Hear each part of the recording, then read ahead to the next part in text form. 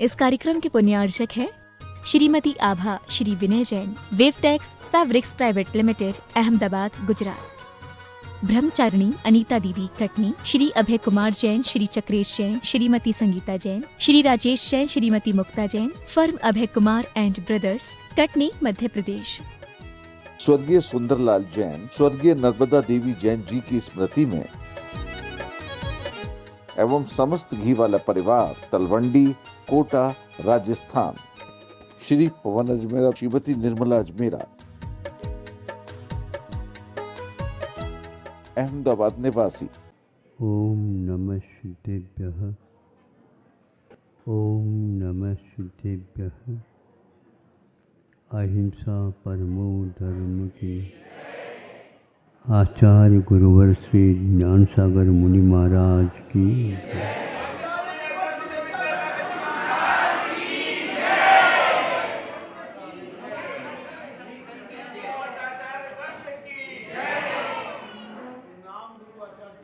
प्रतिदिन की भांति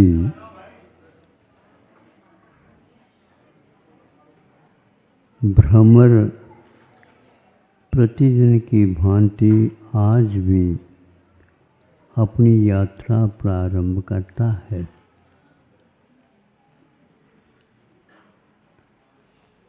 जहाँ उसे सुगंधी मिल जाती है उसी ओर वह आगे बढ़ता जाता है। बढ़ता बढ़ता गया, एक बहुत बड़ा तालाब जैसा था। वहाँ पर भिन्न भिन्न प्रकार के कमल अपने सुगंधी से ओतप्रोत थे। पूरा तालाब ही सुगंधित हो गया था।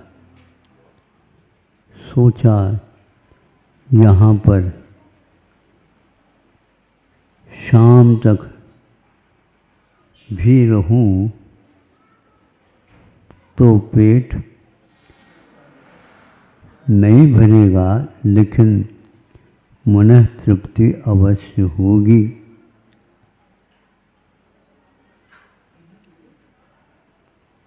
बार बार बीच बीच में वह संगीत की लहर भी उठा लेता है।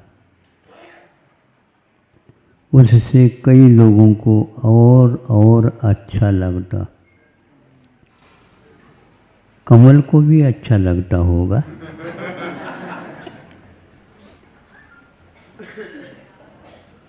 तो वह इतना मग्न हो गया, इतना मग्न हो गया, जहाँ विघ्न नहीं होते हैं वहाँ पर मग्न बहुत जल्दी हो जाता है। कौन? मन। मन को यदि विघ्न हुआ, घर पूरा भरा हुआ भी क्यों न हो, अच्छा नहीं लगता। वह बहुत ही उत्साह के साथ उस रस को पीने में लग गया। ऐसा लगन लग गई उसकी, अब तो संसार में कुछ रहा ही नहीं उसके लिए। सूर्य नारायण भी इधर उत्पन्न होकर के और इस ओर आ गए, ये भी उसे भान नहीं रहा।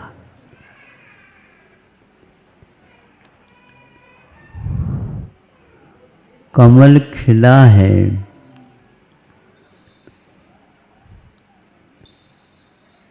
कमल भरपूर है सुगंधि से, इसमें कोई संदेह नहीं। किंतु वह भ्रमित हो जाता है, तो फिर उसको उपदेश कोई भी देने वाला नहीं। ऐसा ही हुआ, वह भ्रमित हो गया। कितना सुगंधी मुझे लेना है, ये कब तक मैं लेता रहूँगा, इसको वह भूल गया आज। यदि वह प्रतिदिन की भांति नहीं भूलता तो स्वतंत्र विचरण करता हुआ पुनः अपने घर लौट आता। लेकिन इसी को घर बना लो, जहाँ गए वहीं पर घर बन गया, तो फिर बेघर होने में देर नहीं लगेगा।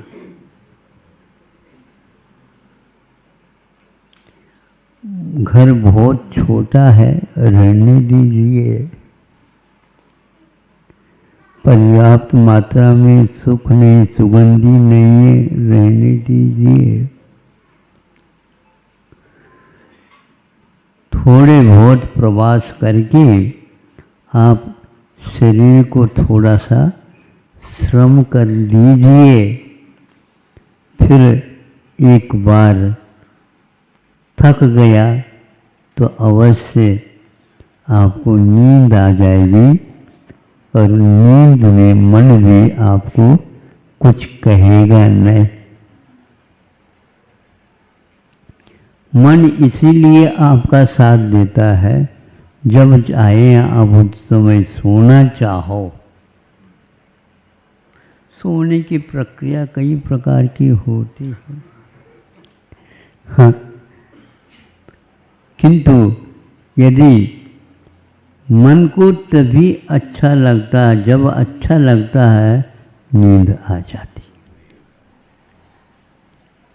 और अच्छा नहीं लगा, दादाजी तो खांसते रहेंगे, और जो सो रहा है वह मजे नहीं। सो जाने के उपरांत बहुत कुछ भार उतर जाता है। आप लोग भी महसूस करते होंगे। सोने अनेक प्रकार के होते हैं, ये बात अलग है, हाँ। आचार्य कुंद देव ने हम लोगों के लिए भी कहा है, तुम तो सोते जाओ,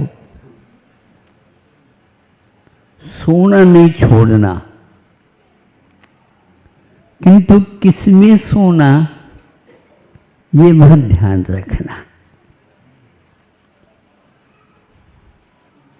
निश्चय में सोते जाओ, सोते जाओ, सोते जाओ। कुंद कहते हैं अच्छे हो तुम, किंतु व्यवहार में तुम जागोगे तो फिर जागते रहो, और एक प्रकार से दीपक का तेल जलाते रहो।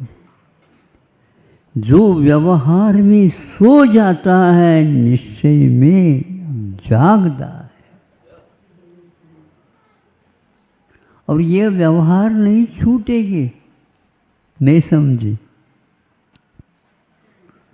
इनके लिए भी बांधना पड़ता है। अब ठीक बैठने लगे ये लोग।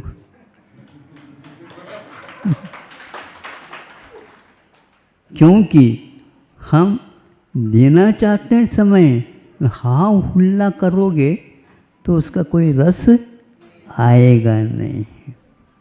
इसलिए आप लोग भी चाहें, आनंद का अनुभव लेना चाहें, व्यवहार में सो जाओ और निश्चय में जाग जाओ। वह ऐसा नहीं कर पाया, भ्रमर, और शाम के समय पर भी वह उसी में लीन रहा। उधर से हाथियों का झुंड आया। कमल वन को देख करके सारे के सारे कमल को उखाड़ने लगे और अपने पेट में पहुंचाते रहे। अब वह कहता है कि मैं बाहर जाऊं। अब बाहर कैसे जाओगे? तुमको किसने कहा था कि यहीं पर रखो? दिन अस्त होते ही देख करके जब रवि भी विश्राम लेता है तो तुम भी थोड़े बहुत विश्राम इससे ले लेते हैं। वो भी लग गए। आप लोगों को भी जो पिताजी बन गए उनको तो सोचना प्रारंभ कर ही देना चाहिए, किंतु दादाजी को कुछ भी सोचना ही नहीं चाहिए।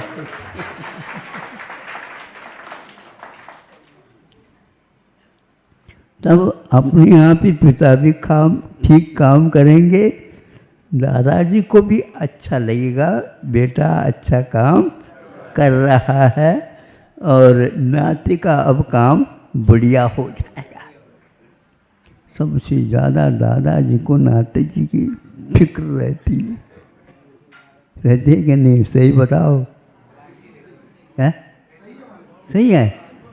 फिर पिताजी को हमारे पास भेज दो।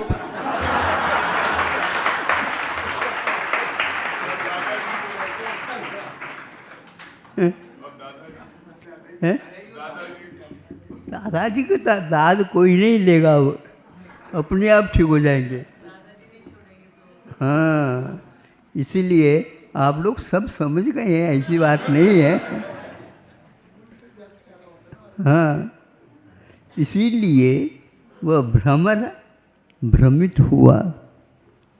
आप इस प्रकार इसमें भ्रमित नहीं होना, क्योंकि जब तक इंद्रियों की संपदा है तब तक ये सब कुछ दिख रहा है, और जब इंद्रियों की संपदा समाप्त हो जाएगी वार्धक्य केवलम श्रम है।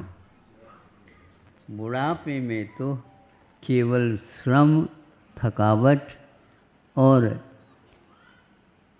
कुछ भी अच्छा नहीं लगना।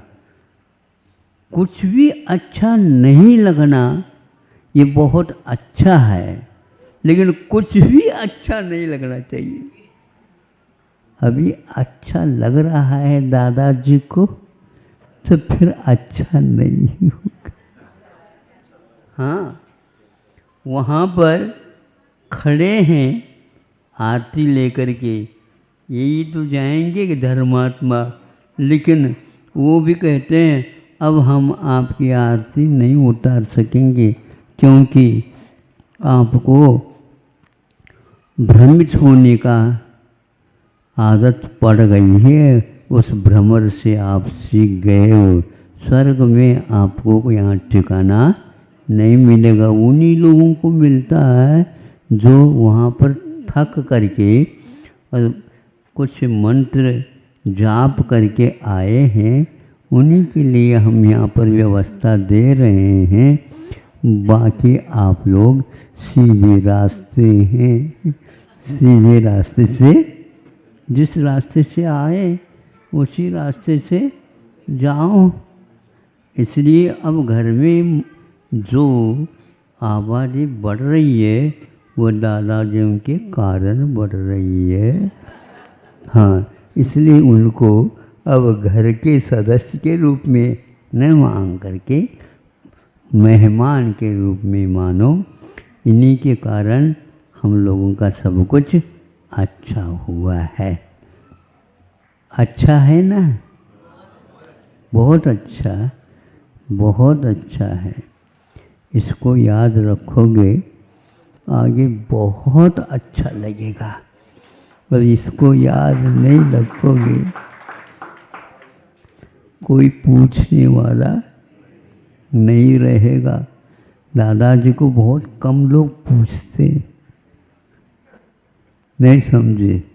कारण क्या है आप ही लोग जानो, लेकिन है ऐसा ही। और इनके पास है ही क्या, वो नहीं समझे, इनके पास है ही क्या। तो अभी तो मैं ये कथा नहीं सुनाऊंगा, बहुत कुछ अच्छा है, ये ठीक है। ज़्यादा अच्छा होना ठीक नहीं है।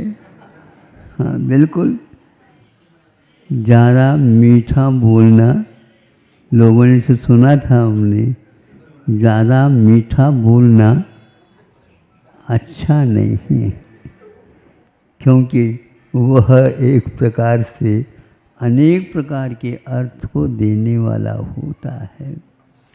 ज़्यादा कुछ भी नहीं, अच्छा लगा नहीं, संसार बड़ा ही बड़ा है, बड़ा ही बड़ा है। संसार को आप बढ़ाना चाहते हो, हाँ महाराज आशीर्वाद देव, घर अच्छा बड़ा बना रहे, यही चाहते हैं। आप तो जाने की तैयारी में हो, और घर कैसा अच्छा बनेगा। घर साथ लेकर के जाना हो तो ले आ जाओ, बोलो अच्छा लग रहा है घर।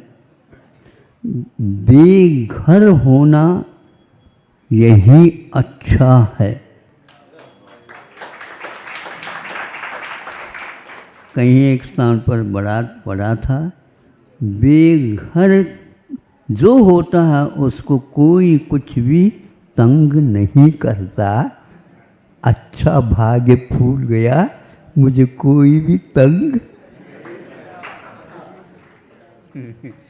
इसीलिए आप लोग तंगी आ जाते हो, ठीक नहीं लगता मुझे। इसलिए वही अच्छा है, बेघर होना। बेघर होने का अर्थ क्या है? बेघर होने का अर्थ क्या है? स्मशान की ओर यात्रा करना। और स्मशान बहुत अच्छा लगता है, वहाँ पर कोई भी रुकना नहीं चाहता। आप रुकना चाहें तो वहाँ पर जा कर के रहो, आपको कोई भी भगाएगा नहीं। आपके दोस्त होंगे जो यहाँ से निकल कर के गए बेघर वाले, वो सब मिलेंगे आपसे। आराम के साथ रहो। एक एक दिन हो रहे हैं, निकल रहे हैं, कई लोग कई दूर से आए हैं, महाराज हमारे यहाँ भी, हमारे यहाँ भी, हमारे यहाँ भी। देख लो क्या होता है। अभी तो घर वाले भी बेघर वालों के पास आ रहे हैं। अहिंसा परमो धर्मः। ओम नमः सिद्धेभ्यः, ओम नमः सिद्धेभ्यः, ओम नमः सिद्धेभ्यः। अहिंसा परमो धर्म की। आचार्य गुरुवर श्री कुंद कुंद भगवान की। आचार्य गुरुवर श्री ज्ञान सागर मुनि महाराज की।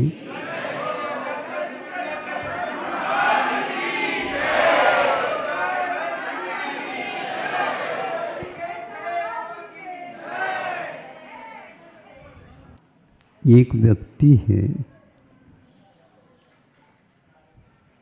जो ज्वर से ग्रसित है। वह ज्वर कौन से हैं यह ज्ञात नहीं, किंतु नापा भी नहीं गया, इसलिए ये भी ज्ञात नहीं। वह किस प्रकृति को लेकर के ज्वर आया है यह भी ज्ञात नहीं। कितने दिनों से आ रहा है उस रोगी को तो ज्ञात नहीं। बेहोश अवस्था हो जाती उसकी।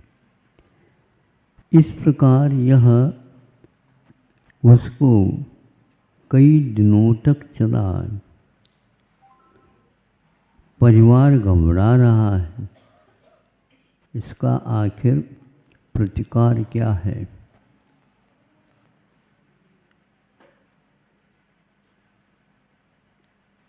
एक व्यक्ति ने कहा, प्रतिकार तो है इसका,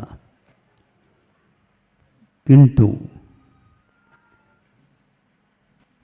प्रतिकार के बाद भी कुछ इसकी ऐसी सेवा आदि करनी होगी जो पुनः लौट न जाए। ये पुनः लौटने की बात बहुत गंभीर है। एक बार जीवन मिला, जो कुछ भी दुख मिलता है, कष्ट होता है, होने दो, एक बार ही तो होना है, दोबारा तो नहीं होना। लेकिन बंधु, संसार का ऐसा स्वभाव नहीं है कि कितनी बार लौट करके आया है बुखार। इसलिए उदाहरण दे रहा हूँ तो उसी को तो बताना पड़ेगा ना। कितनी बार आया, सुबह भी आता, रुक जाता है, शाम को और आता है, फिर बाद में थोड़े और बाद नींद लगती है, फिर आ जाता है। यह पुनरावृत्ति एक प्रकार से बहुत भयानक। तो उस व्यक्ति को कंबल उड़वा दिया और कुछ ऐसे औषध का प्रयोग करके उसके बदन पर 10-15 मिनट नहीं हुए, वह उठ करके बैठ गए। ऐसे कैसे उठ करके बैठ गए? वो ऐसे तो है ही नहीं, बुखार तो है ही नहीं, अब बैठने में क्या बात है। देखा बुखार तो नहीं है, किंतु पसीना काफ़ी मात्रा में आया।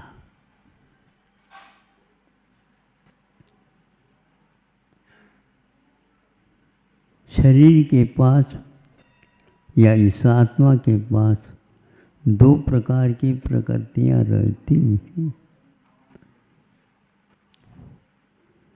एक पुण्य प्रकृति, एक पाप प्रकृति।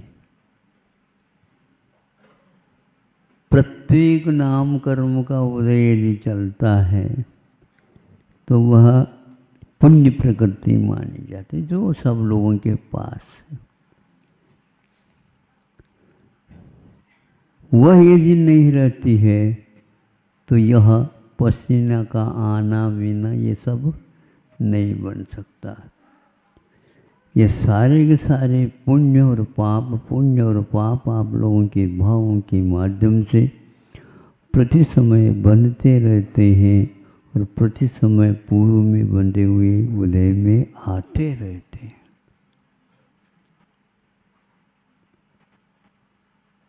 इस व्यवस्था से जो अवगत होता है वह सोचता है कि इसमें कौन सा ऐसा रास्ता है जिससे कि हम इन प्रकृतियों से बच सके। आचार्यों ने हम लोगों के ऊपर यही एक बहुत बड़ा उपकार किया। तुम घबराओगे तो काम नहीं चलने वाला। घबराता क्यों? भय प्रकृति के कारण। तो भय तो उदय में आएगा ही, क्यों नहीं?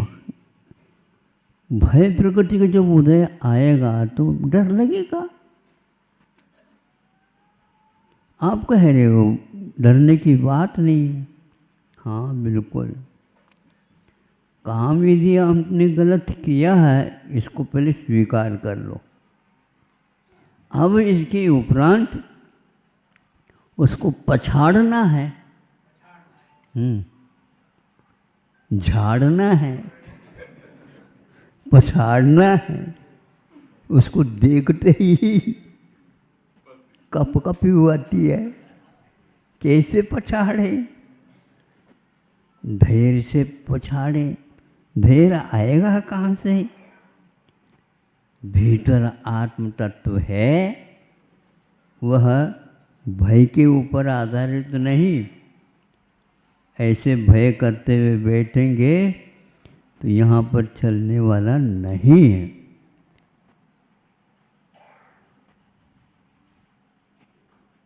मन के हारे हार है, मन के जीते ये क्या है? ये कर्म है, कथनचित कर्म है, लेकिन इसमें आत्मा की चेतना मुख्य है। क्योंकि गलती करने के कारण कर्म बंधे हैं, लेकिन भोगते समय उसके हम अधीन हो, ये कोई नियम नहीं। हाथी उदोन्मत्त है, लेकिन बचने की कला हमारे पास है। और उसका इतना बड़ा बोझिल शरीर है, वो घूम नहीं सकता, हमें पकड़ नहीं सकता, लेकिन एक आध बार चिंगारता है तो आप लोगों को अब तो गया। संतों ने ये कहा, ललकारा नहीं, गलती तो हुई है पक्का, लेकिन इस गलती से यदि ऊपर उठना चाहते तो कंबल ओढ़ लो, कंबल ओढ़ लो, आधा घंटा बाहरी हवा न जाए, फिर देख लो कैसा बिल्कुल एकदम हल्का शरीर हो जाएगा।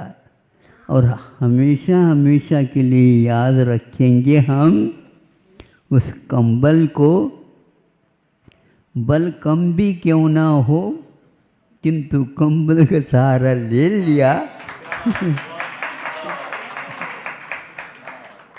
तो वह पसीना ला करके रख देगा।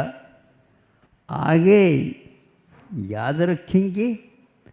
और ये जो जनता बैठी है, इसके लिए भी कह देंगे घबराने की आवश्यकता नहीं, बस एक आध कंबल रखो, नहीं तो पसीना आ जाए, इस प्रकार का कोई उपाय कर लो।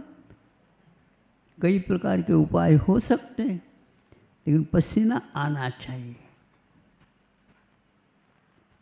एक बार ये कला सीख ली, जैसे डॉक्टर वैद्य लोग आपको घबराओ नहीं, घबराओ नहीं, घबराओ नहीं, नहीं तो घबराता तो हूँ नहीं, लेकिन आप बिल कितने मांगेंगे?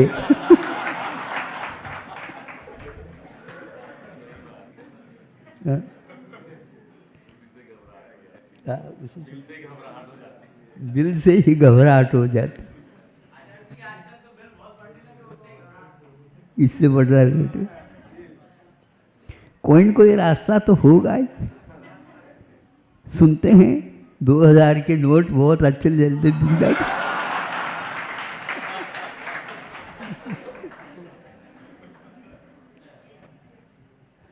आप लोगों ने रखा क्यों? है? आप लोगों ने रखा है क्यों? इसलिए न महाराज, कम स्थान में उसको रखा जा सकता है, इसलिए रखा। अब आप ही देख लो। लेकिन इस समय में भी उसका उपयोग जो व्यक्ति रास्ता जानते हैं वो कर रहे हैं बढ़िया। हाँ, क्यों भैया थोड़े से खपत है क्या? हाँ, जितना चाहो उतना भेज दो।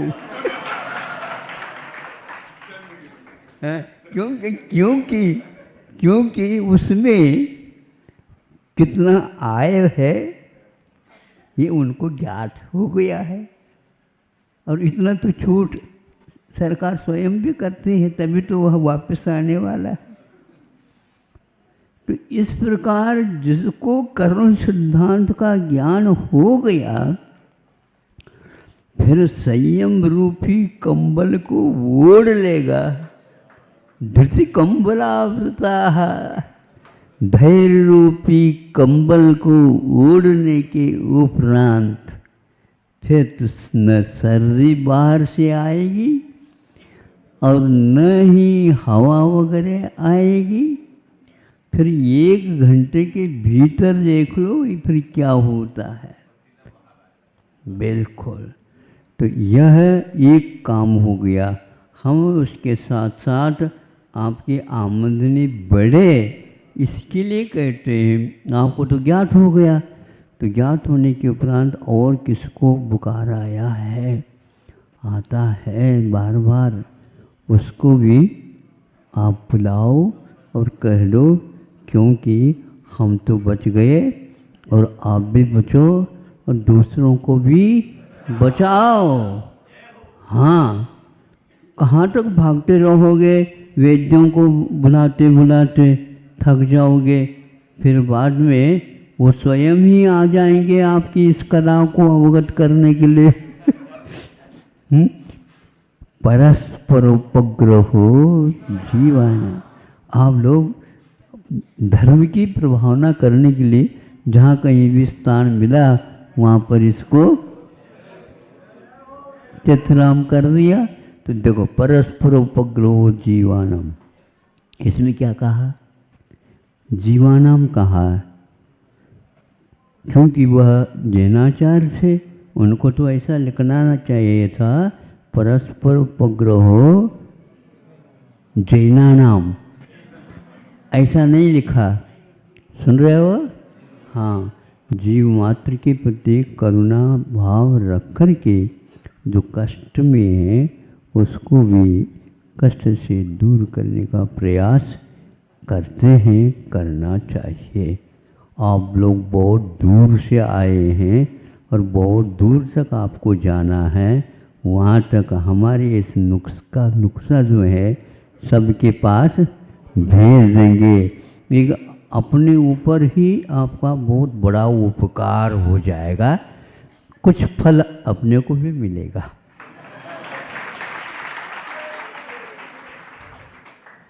तो उस जब वह दवाई है अपने पास, उसका उपयोग तो करना ही चाहिए, करना चाहिए ना। हाँ, सही स्थान पर सही उपयोग उसका होना चाहिए। इतने सारे पत्र लिखने के लिए बैठो तो कितने समय लगेगा, हाँ, और बिल भी आएगा। ये सबसे अच्छा है हमारा। रविवारी पत्रिका हमारी निकलती है, शनिवार के भी निकलती है, कभी कभी नहीं भी निकलती है, तो भी हम ये कहते हैं कि पहले जो हमने दिया है उसको उनसे आप पढ़ लेना, सुन लेना और उसका प्रचार प्रसार आप अवश्य करेंगे। इस प्रकार हमारा जी चलता है। तो आप लोगों ने सुन तो लिया ही, तो सुन लिया, बहुत अच्छे ढंग से सुना क्या नहीं? हाँ, तो कम खर्चे में और बहुत बड़ा काम ऐसा हो जाए, करना ही चाहिए। तो वह हमारा पुण्य का उदय था और धैर्य को हमने बटोरा और उसके माध्यम से इस प्रकार के आपत्तियों से दूर हम औरों को भी और स्वयं को भी कर सकते हैं। मोक्ष मार्ग में संकल्प यदि सुरक्षित रह सकता है, मन के हारे हार है, मन के जीते जी। कितनी भी उम्र क्यों ना हो, किंतु यह यदि सूत्र याद हो तो बहुतों को ऊपर उपकार हो सकता है। इसी बात को लेकर के आप लोग सोचेंगे, इतना पर्याप्त है। गर्मी का समय है, आपको भी कष्ट न हो। अहिंसा परमो धर्मः। ओम नमः सिद्धेभ्यः। ओम नमः सिद्धेभ्यः। ओम नमः सिद्धेभ्यः। अहिंसा परमो धर्म की। आचार्य गुरुवर श्री कुंद कुंद भगवान की। आचार्य गुरुवर श्री ज्ञान सागर मुनि महाराज की।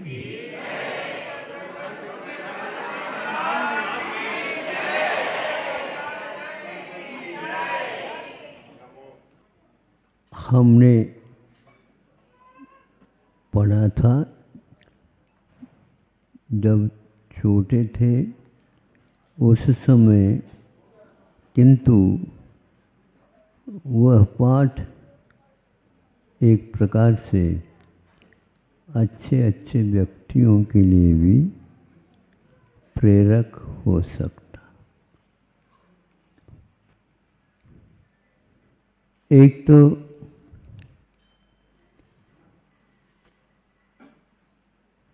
कछुआ जिसको बोलते और खरगोश जिसको बोलते। खरगोश की गति तेज होती है, कछुए की गति तेज नहीं होती, तेज नहीं होती। ये तेजी एक प्रकार से अच्छी नहीं मानी जाती। ये बहुत तेज बोलते हैं, ये बहुत तेज चलते हैं, आदि आदि, लेकिन फिर बाद में सो जाते।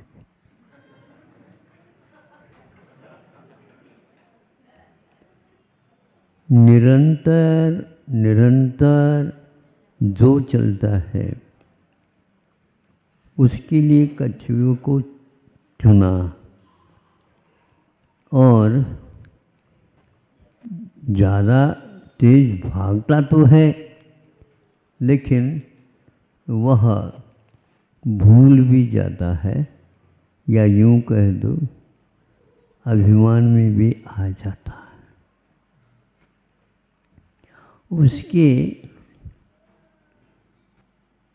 खरगोश के दोनों हाथ सामने के, या पैर कह दो, हाथ के रूप में काम लेते हैं, तो वो छोटे होते हैं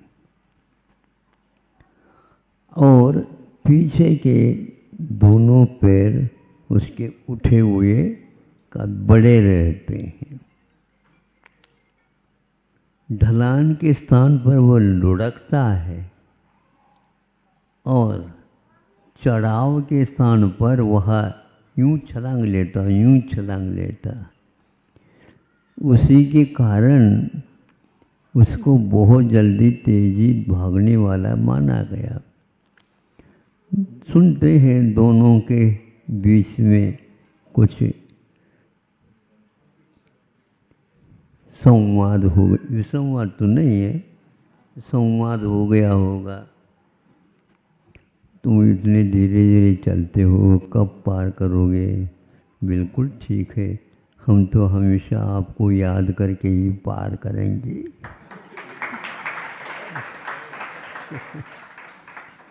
हम तो हमेशा आपको याद करेंगे और अपना काम करेंगे। देखेंगे, चलो तो वह रास्ता तय करना, इतना समय अपने पास इतना है। हाँ हाँ, आप भी तो साथ चलेंगे ना? हाँ हाँ, मैं भी साथ चलूँगा, लेकिन तुम्हारे से आगे ही जाऊँगा। ये बिल्कुल ठीक। तो चालू कर दिया और इसने भी अपना चालू कर दिया।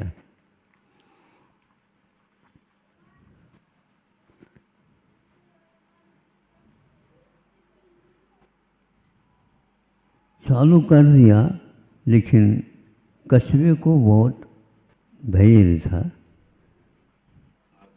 आत्मविश्वास था और वह अपनी चाल से चलता गया और यह बार बार तेजी से चल करके बैठता भी रहा, विश्राम लेता भी रहा।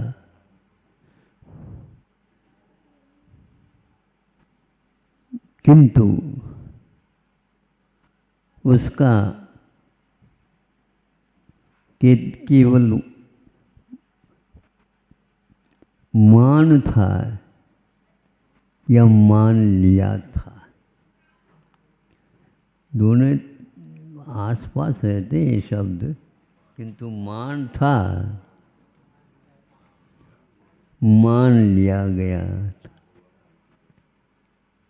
मान लिया चूंकि वह भावुकता में, अज्ञान के कारण, कषाय के कारण, और उसका रूप दिखाना प्रदर्शन के लिए कारण बना। अंततो गत्वा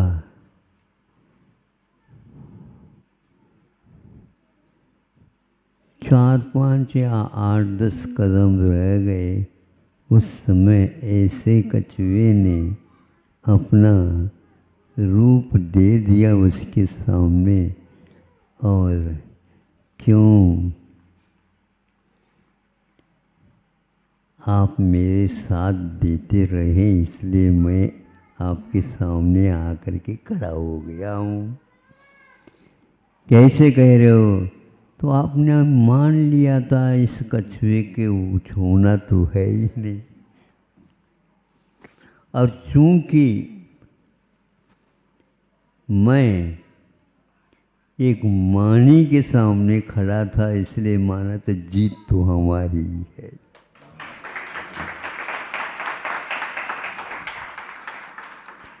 मानी व्यक्ति के साथ कभी भी आप हार जीत की बात मत करो। इतना अवश्य है कि रावण और राम दोनों हैं, दोनों के पास है सब कुछ क्षमता, लेकिन कार्य विपरीत हो जाते हैं। यह छोटे बच्चों के लिए प्रेरणाप्रद कथा है, और मैं कथा को कभी भी छोटे बच्चों के लिए लिखी जाती है ऐसा नहीं, ताकि वहाँ से वह प्रारंभ करे और जब वह अंत में भी पहुँच जाए तब भी वह कथा याद आ सकती है और कान पकड़ करके कह सकती है कि तुम कछुए की सोबत क्यों छोड़ी, बताओ, और तुम खरगोश की ओर क्यों भागे, क्या मिला उससे? कुछ नहीं मिला। प्रत्युत हम और खर्च करते हैं और गलत धारणा बना देते हैं।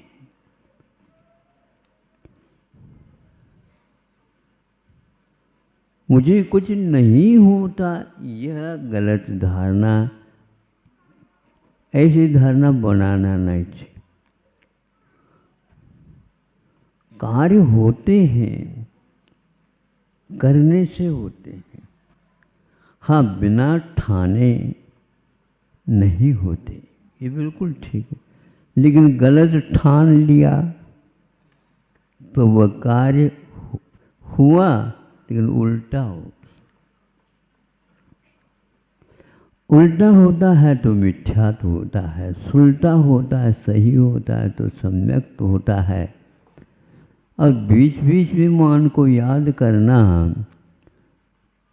मान को याद करने की अपेक्षा से मानी को याद करना हमेशा हमेशा उनका अवपतन ही हुआ है। इसलिए हमें मानना है जिनवानी को, किंतु उसको जीवन की उन्नति का कारण मानना है। तो तो उन्नति का कारण मानना तो अपने आप ही सही दिशा की ओर आपके कदम बढ़ ही जाएंगे, क्योंकि उन्नति का कारण कभी भी मान नहीं हो सकता। तीर्थंकर बेटे और घर में बैठे हैं, बैठे रहो, आपको मुक्ति नहीं मिलने वाली है। हाँ, आपसे पहले और किसी को मिल सकती है, लेकिन आपको तो जब तक घर में बैठे रहोगे मिलेगी नहीं। क्यों नहीं मिलेगी? मैं तो ठेका ही लेकर के आया हूँ। ठेका तो नहीं है, लेकिन ठेका का कार्य अभी प्रारंभ नहीं हुआ है। खूब बड़े बड़े ठेके लेते हो, सुनते हैं आप, हैं, लेकिन प्रारंभ कब होता है वो कार्य, ये महत्वपूर्ण है। और एक बार प्रारंभ होता है तो उसको पूर्ण करने का संकल्प बार बार उसे प्रेरित करता रहता है कि यह समय इसके लिए नहीं, किंतु यह समय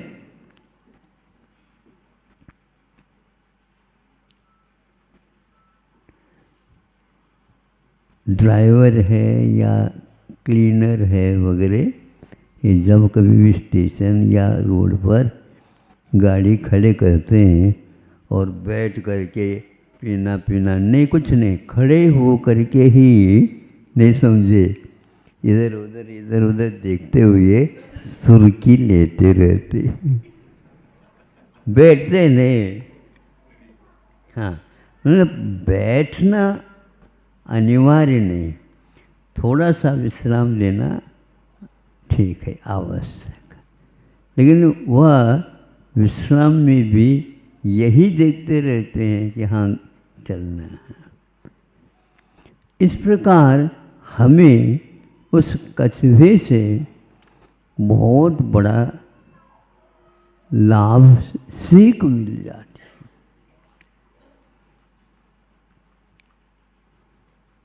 अभी समय हमारे पास ज़्यादा नहीं है, और 5 मिनट और हो ही गए ज़्यादा, देख लेंगे कल यदि हो जाए तो 5 की कटौती कर लेंगे आप लोग नहीं करते कभी? कटौती करने से हानि होती है ऐसा तो मैं मानने नहीं दूंगा, क्योंकि देखो कछुआ जो है बिल्कुल, और खरगोश रह गया। इसी प्रकार चाहे वह दादाजी हो, चाहे पिताजी हो, चाहे नाती हो, इन सब को अपने अपने कार्य क्षेत्र में, अपने जीवन में जो कार्य दिया गया है या लिया गया है या मिल गया है, उसको बहुत ही लगनता के साथ, बहुत ही रुचि के साथ, बहुत ही निर्दोषता के साथ उसको करना, और करते हुए जो इसमें पारंगत हुए हैं उनको स्मरण में लाते रहना, ये बहुत महत्वपूर्ण है। हम जो भगवान वगैरह बन गए उनको स्मरण में इसलिए लाते हैं कि उन जैसे पद को मैं प्राप्त कर सकूं। अहिंसा परमो धर्म की। आचार्य गुरुवर श्री कुंद कुंद भगवान की। आचार्य गुरुवर श्री ज्ञान सागर मुनि महाराज की।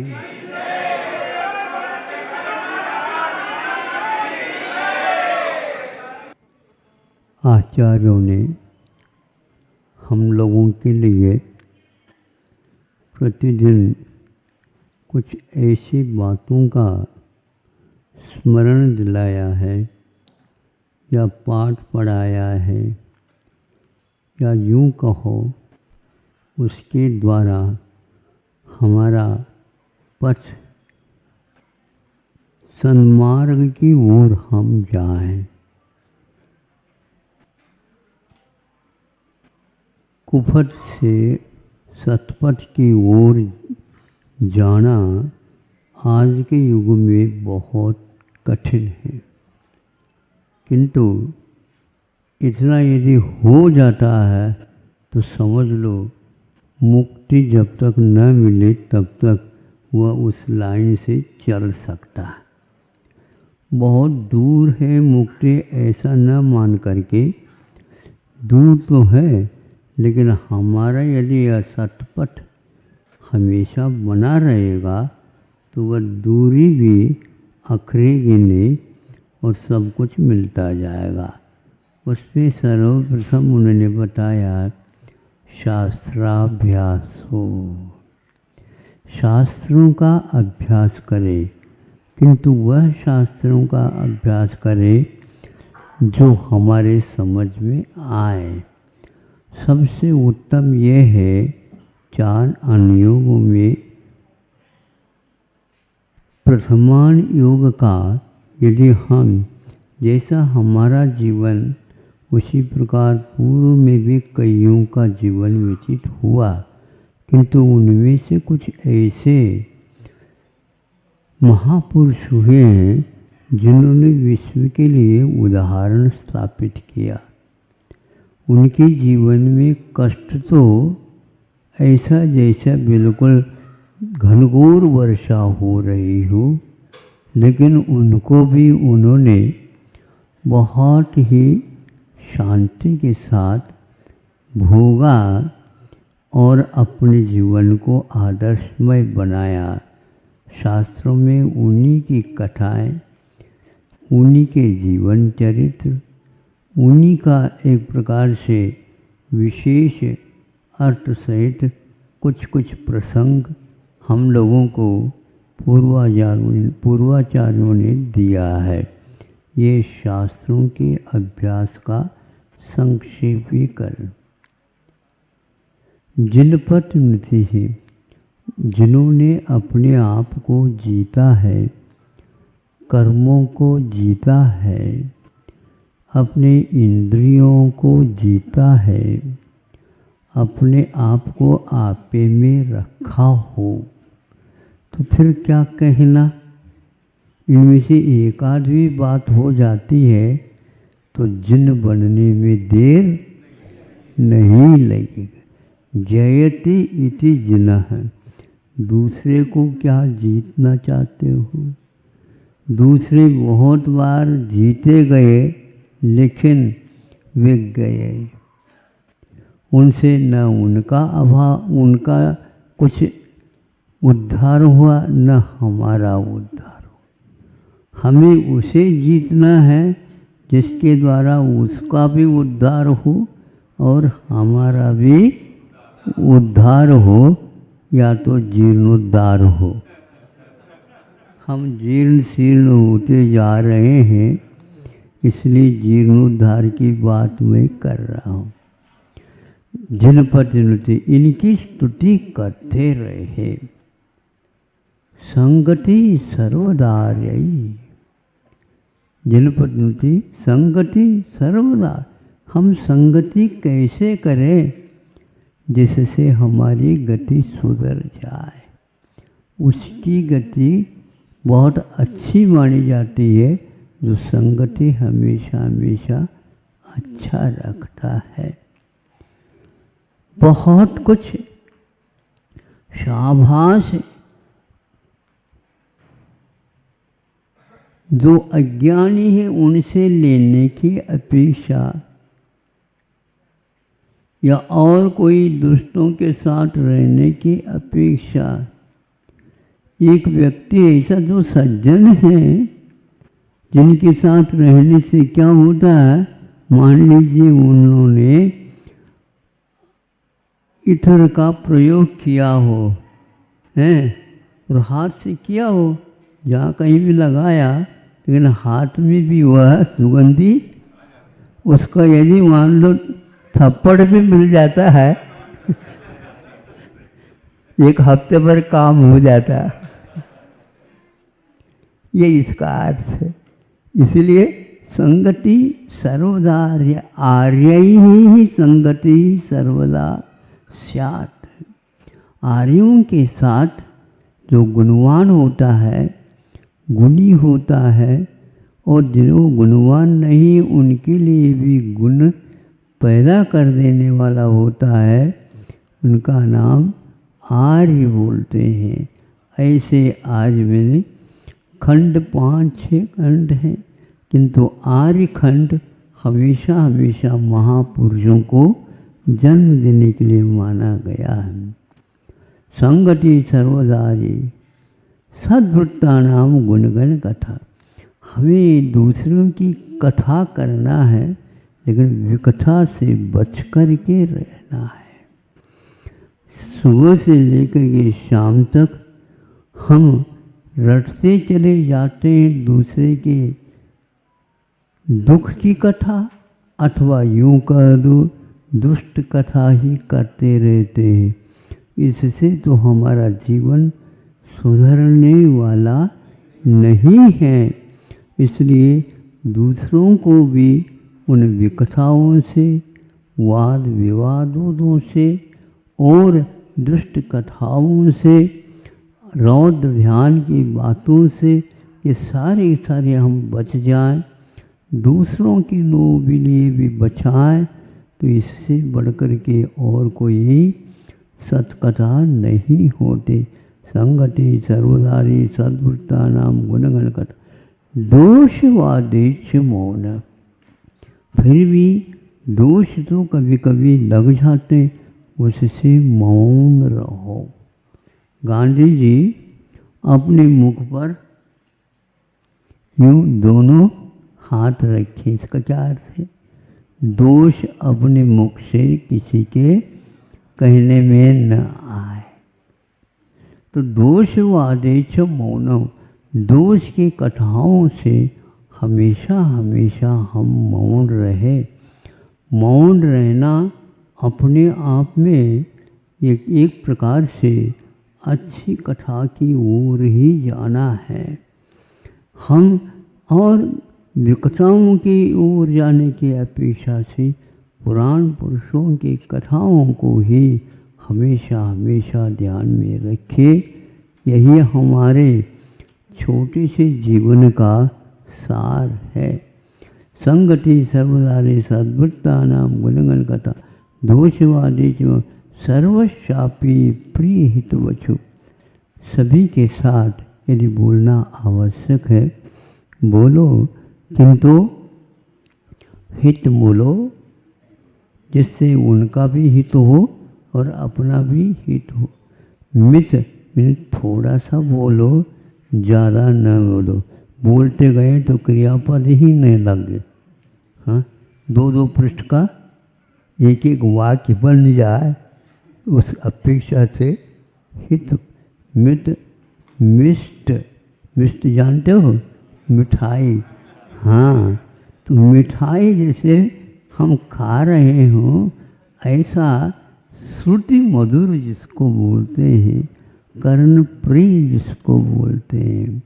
दोषवादेश मौनम सर्वशापी प्रिय हितवचो। सभी जीवों के प्रति सामान्य से प्रिय वचनों का हमेशा हमेशा व्यवहार करना चाहिए। ये सब बातें भगवान कब तक? जब तक आपका साक्षात्कार नहीं हो, मुक्ति का लाभ न हो, तब तक ये हम थोड़ी सी बातें आपसे मांग रहे हैं। आपसे मिल जाए तो बहुत अच्छा है। आज सोच रहा था थोड़े से आप लोगों के कानों के लिए विश्राम मिल जाए, किंतु आपका भाग्य था हमारा मुख बोल पड़ा। ऐसा परमो धर्म की जय।